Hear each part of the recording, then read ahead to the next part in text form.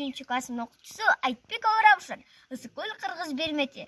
Касиеттүү Ысык көл Кыргызстандын ар бир жерин сыймыктанчу жер. Туштары аскасы асман тиреген күнгөй, тески, алатоолор менен курчалып өзүнчө бир көрктүү. Ысык көлдөгү ар тарабына чоң дарыялар коет. Бирок бир да суу агып чыкпайт. Таң каларлыгы көл толуп кетпейт, кышында да тоңбойт. Касиеттүү көл эс алуучулар үчүн өтө ыңгайлуу. Дүйнөдөгү эң суусу таза, суктанарлык көлдөрдүн бири. Суусу туздуу, ичкенге жарабайт, бирок дарылык касиети жогору.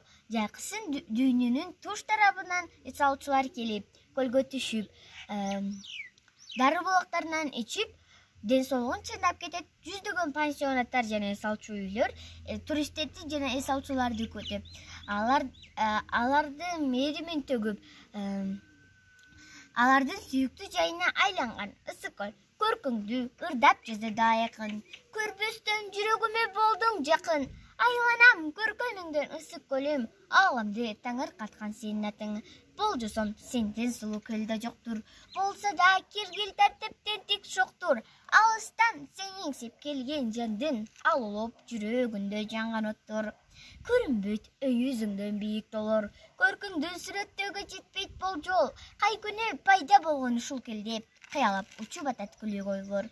Жер бетин бүтүн алган өңдөнөсүң, жер аргы жели батса термелесиң. Дүйнөдө канча сулуу көл болсо да, деңизден эң сулуу жалгызың.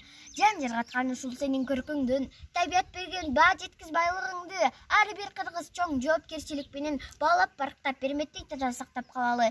Энемдей ыйык туткан көлүм, сага деген сүйүүм чексиз. Сендей кереметтүү жерде төрөлгөнүмө сыймыктанам.